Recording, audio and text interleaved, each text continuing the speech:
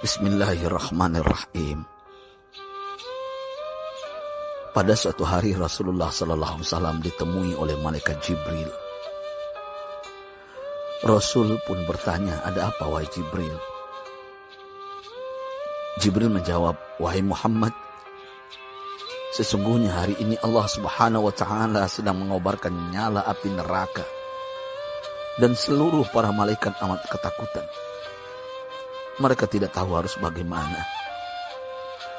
Untung aku ingat," kata Jibril, "bahwa engkau Muhammad adalah sumber cinta dan sayang Allah Subhanahu wa Ta'ala kepada alam semesta. Dengan alasan itu aku kesini, bertabaruk mengambil berkah dengan cinta Allah kepada dirimu, ya Rasulullah, ya Muhammad." Rasulullah terdiam beberapa saat, kemudian bertanya lagi, "Wahai Jibril, ceritakan padaku bagaimana neraka itu sesungguhnya."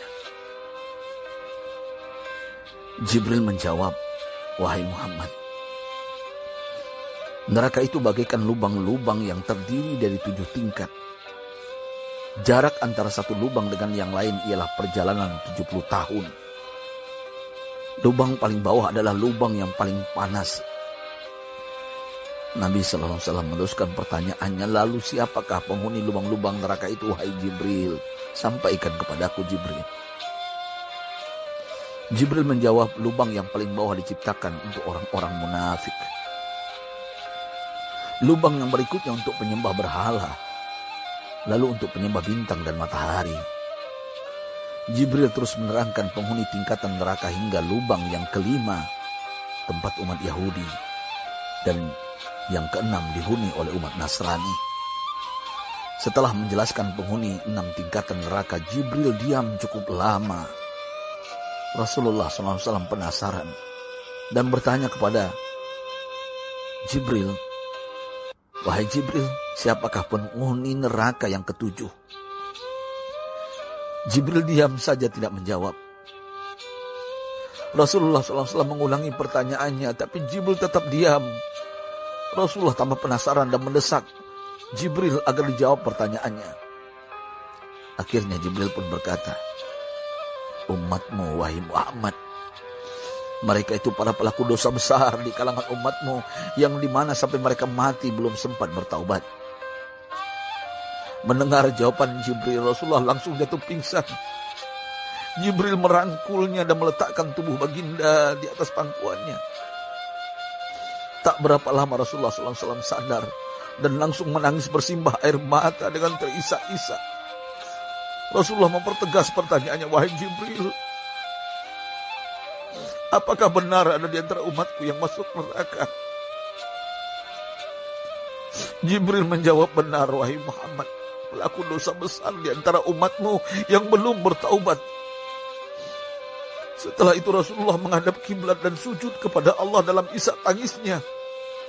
Sesekali dengan suara pelan beliau membisikkan kata-kata, "Ummati ya Rabb, ummati, ummati, ummati."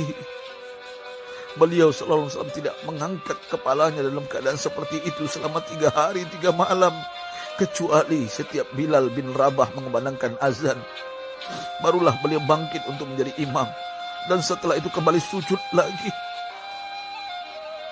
Pada hari ketiga Abu Bakar menyadari hal ini, beliau mengetuk pintu Rasulullah dan mengucapkan salam 3 kali, namun tidak terdengar jawaban.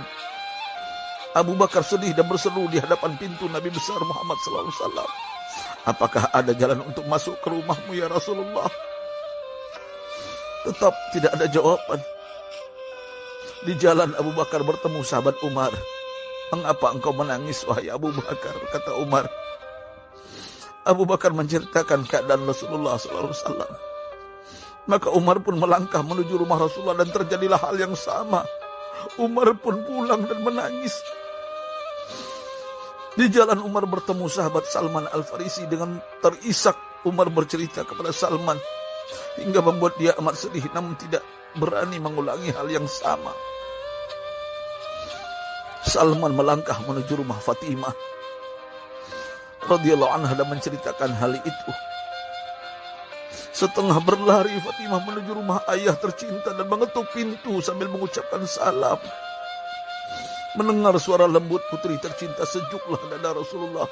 Beliau bangkit dari sujud dan membuka pintu. Alangkah terkejutnya Fatimah melihat Rasulullah, ayah tercinta, amat kurus dan pucat. Fatimah memeluknya lalu menangis. Wahai ayah, apa yang terjadi? Mengapa engkau amat sedih seperti ini?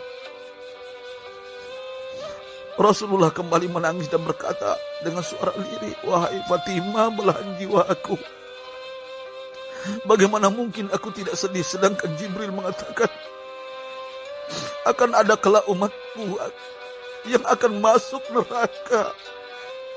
Subhanallah, betapa besar cinta Rasulullah kepada kita umatnya. Sahabatku,